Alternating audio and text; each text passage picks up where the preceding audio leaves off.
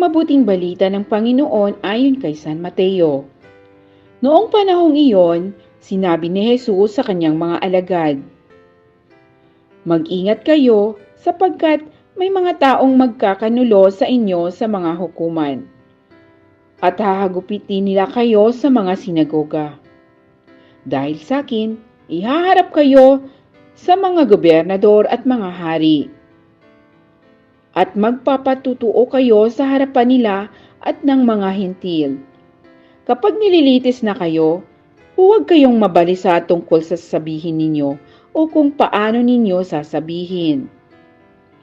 Pagdating ng oras, ito'y ipagkakaloob sa inyo, sapagkat hindi kayo ang magsasalita kundi ang Espiritu ng inyong Ama ang magsasalita sa pamamagitan ninyo. Ipagkakanulo ng kapatid ang kanyang mga kapatid upang ipapatay.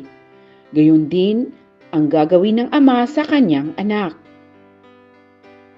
Lalabanan ng mga anak ang kanilang mga magulang at papapatay, kapupuotan kayo ng lahat dahil sa akin, ngunit ang manatiling tapat hanggang wakas ang siyang maliligtas."